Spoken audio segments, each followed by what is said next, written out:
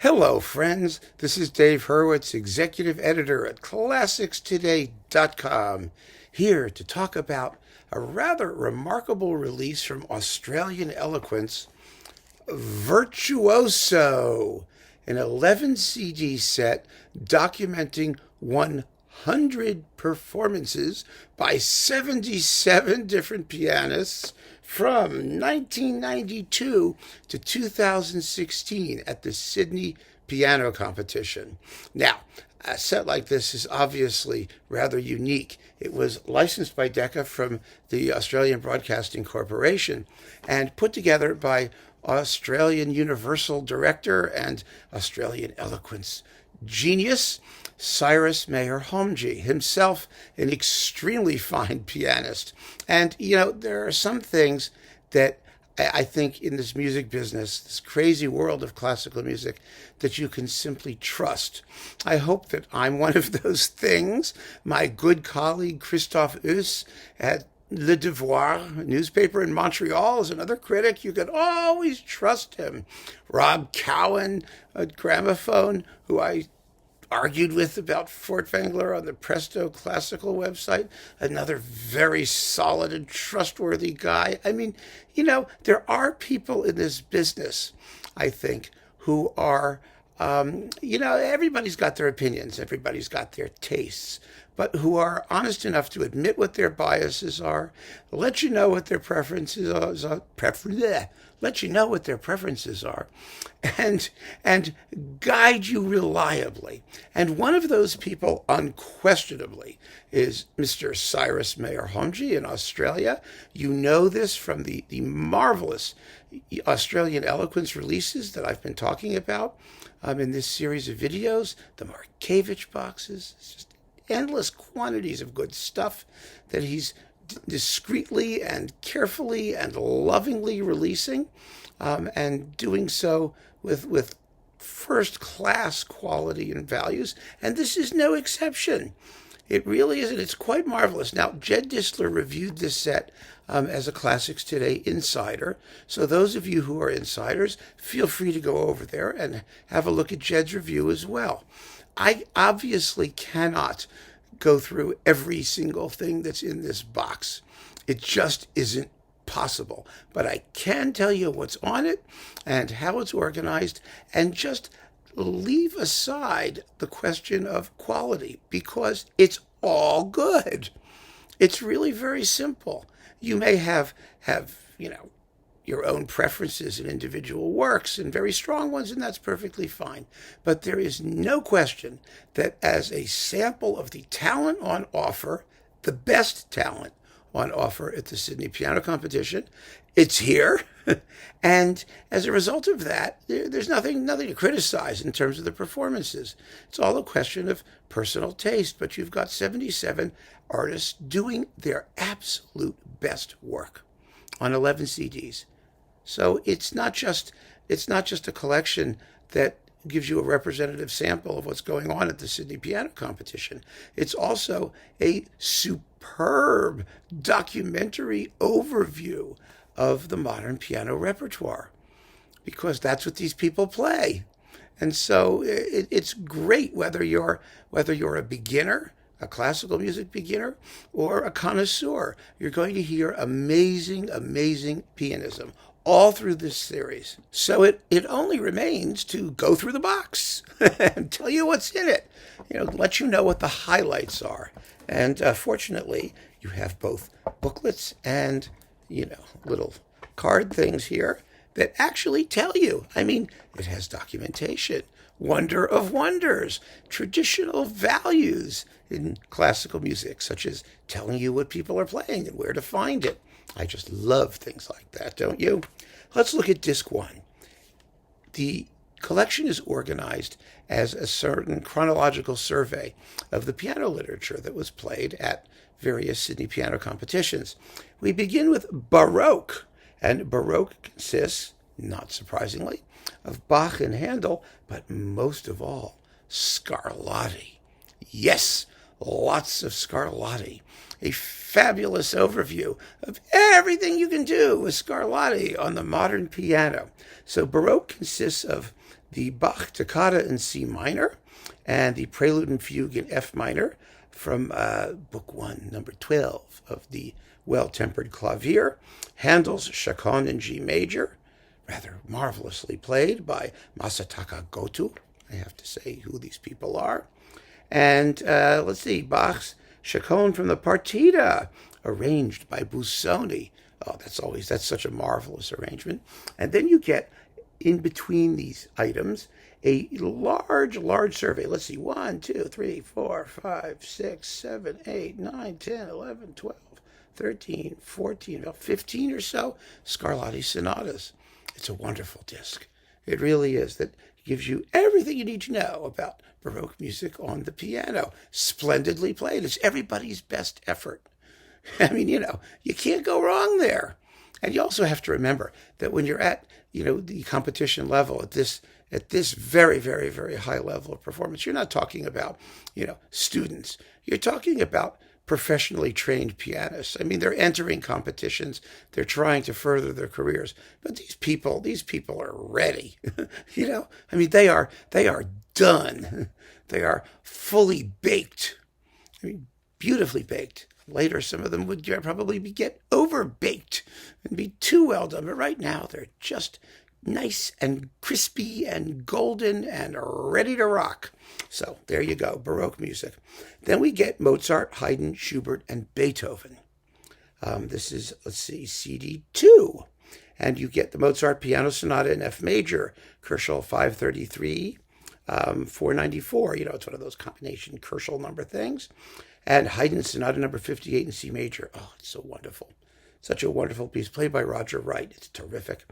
A Schubert Moment Musical in A flat, Beethoven's Waldstein Sonata, and number 28, Opus 101. These are, like I said, all extremely well done. And then we get jump right into CD3, the Romantics. And as you can well imagine, the Romantics, are a couple of discs here. Romantics 1, Romantics 2, and look at the Romantics. Oh, I love this stuff. So you've got Liszt, Hungarian Rhapsody. You've got Chopin stuff, some etudes of the Fantasy in F minor. You've got the Mendelssohn Andante and Rondo Capriccioso. You've got more Liszt. Yes, lots of Liszt. Lots of Chopin. You can imagine. Ballade number 4 with Avenue. You could always have. You can't have enough Chopin ballades, in my experience anyway, and there's so many ways to play them. Schumann, Blumenstück in D-flat, more Chopin, more the Rhapsody Espagnole with Alexei Yemtsov. I mean, Liszt's Rhapsody Espagnole is wonderful. It's one of those pieces that tells us that Liszt had no sense of timing whatsoever, because you never know where you are in it or when it's going to end, but you kind of wish it wouldn't, because the tunes are fabulous. It's marvelous. And then we have the Romantics 2, somewhat later Romantics. We've got Rachmaninoff. There's a really cool, the Rachmaninoff Piano Sonata number 2 with Olivier Cassel. And we've got some Brahms, the variations on Paganini, broken up, Book 1 and Book 2, broken up between two pianists, Sergei Tarasov and Yoon-Soon Ri. And we've got Taneyev, something a little bit different, his Prelude and Fugue in G-sharp minor, which is a wonderful work. I mean, you really should hear that. It's delightful. And some Etudes Tableau by Rachmaninoff, and Granados from Goyescas, with Daniel Del Pino, 2 numbers from Goyescas, and Ming-Ji. Boy, is this good stuff. Just wonderful. And then we get the 20th century, also 2 CDs. Yes, at least 2 CDs. Oh, this is good stuff. Oh, my goodness. I just love looking through the work list. Cyrus does such a great job at assembling this stuff into rewarding programs for continuous listening. I can't even tell you what a joy it is to play through all of these. I always trust, Jed Disler's judgment when he writes reviews on ClassicsToday.com, because boy, does he know what he's talking about. But I also like to hear it, of course, for myself, for my own pleasure, and what a pleasure these discs have been. 20th Century 1, some Debussy preludes, a bunch of those. Poulenc, the theme Verrier, what a great piece that is. I love Poulenc, of course, anyway. But some of his larger works for piano, they don't get performed very often and they don't get discussed. But the theme and variations by Hiroshi Aramori, what a terrific piece that is. You really should get to know it. Then the Presto in B flat and Debussy's Image Book 2 with Roberto Cominati and some pieces by Sibelius.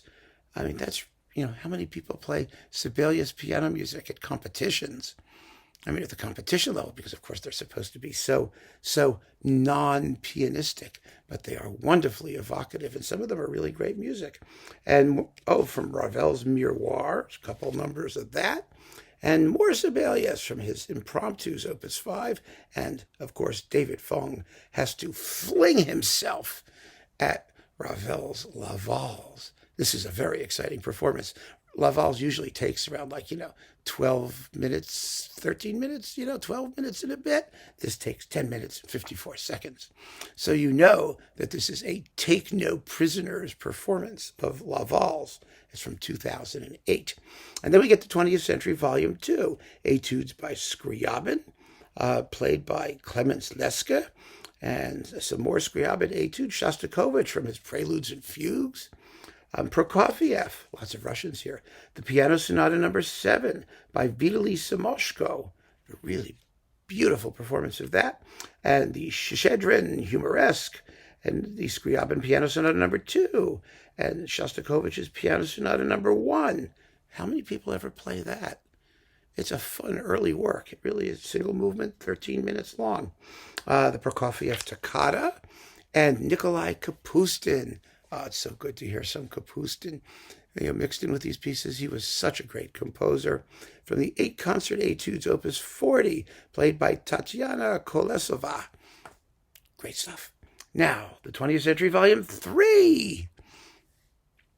I love the emphasis given to 20th century music because, in a very real sense, what the Romantic period began in keyboard repertoire, the 20th century, completed all the virtuosity, but also all of the wonderful advances in harmonic practice and other things. So you've got Hinisteras, Argentinian dances. Oh, God, those are great pieces. With Valeria Vitruccio and the Berg Piano Sonata. And let's see, who's this? Elisenda Fabregas, Mirage. Aaron Copland, The Cat and the Mouse, Scherzo Humoristique. I mean, this is really cool repertoire, too. I really think Menotti's Ricercare and Toccata on a theme from The Old Maid and the Thief. Oh my goodness, I gotta pronounce this. Vsevolod Zadarotsky from 24 Preludes and Fugues. When was the last time you heard those?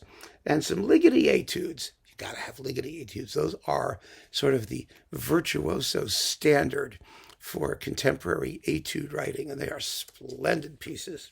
Thrilling pieces. Stravinsky's 3 pieces from Petrushka, and the Hinastera First Piano Concerto with Yuki Takao. I love Hinastera's piano music. And again, it does get performed. I mean, people play it. It's somewhat known. But, it's wonderful because collections like this have an opportunity to highlight some of these pieces that would otherwise go largely known only to specialists.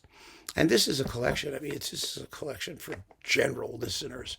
There's no need to specialize here. You just plop something in the disc in and revel in fantastic piano playing. I mean, what could be better than that? Then you've got transcriptions and encores. I love the concept. Some bits of the Nutcracker Suite, Liszt's Paganini Etudes, Rimsky-Korsakov, The Flight of the Bumblebee, arranged by Rachmaninoff. That's so much fun. That's played by Vera Kameneva.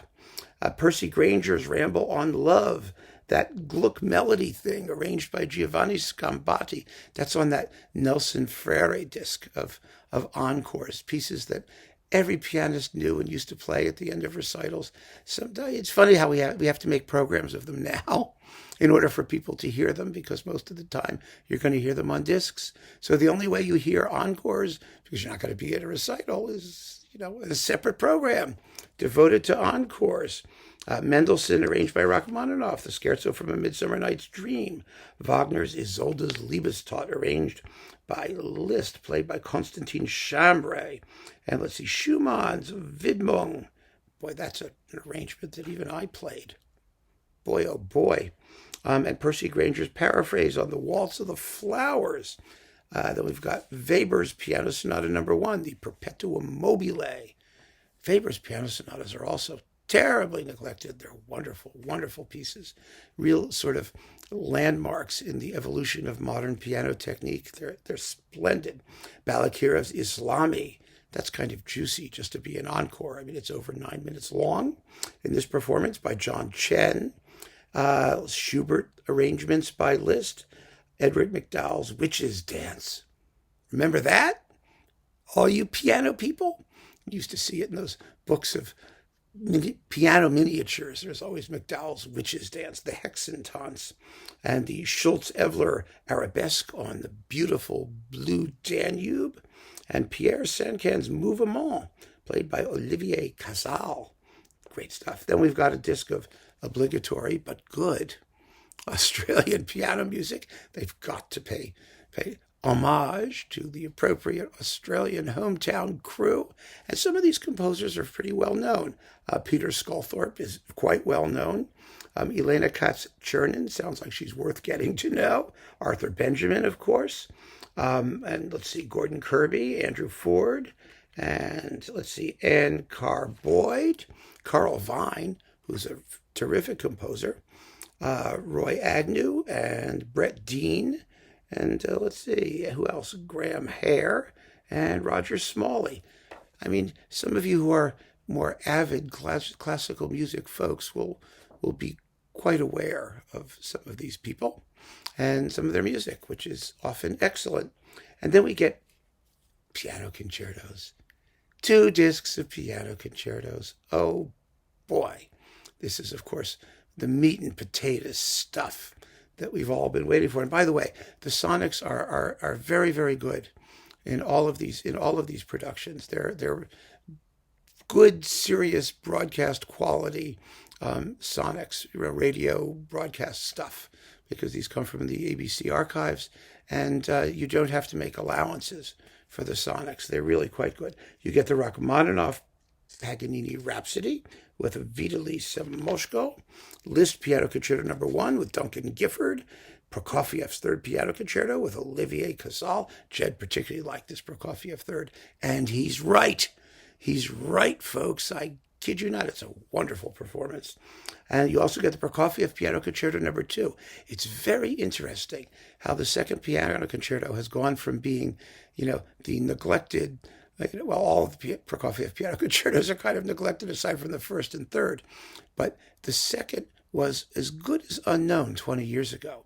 You only found it in complete cycles of the piano concertos and the very, very, very occasional singleton performance.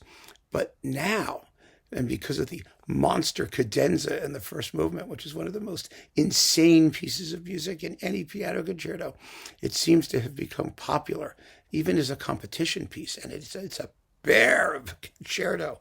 It's really fantastic, a wonderful way to show your chops, because, you've got that big first movement with the crazy cadenza, then a wild toccata, and then a moderato movement, and then a very virtuosic finale. It's just a terrific piece. And so it's great to hear Daniel Hill play it here. These are all with the Sydney Symphony Orchestra, by the way, under various conductors. And the Rachmaninoff Piano Concerto No. 3 with Edvard Tijel. Is that how you pronounce that? Chivjel. That's probably better.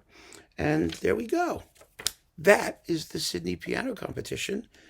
The best of it, or some of the best of it, there's probably more of the best of it, from 1992 to 2016, organized into 11 CDs containing marvelous, marvelous programs placed in chronological order.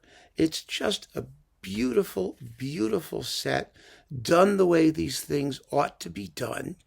And if you're a fan of piano repertoire, you owe it to yourself to hear this. You truly, truly do. So great job, Australian Eloquence. Great job, Mr. Meher-Homji. go get your Sydney Piano Competition piano box before it disappears. That's the booklet. That's the box. You really need to hear it. Keep on listening, folks. Thanks for joining me. Take care.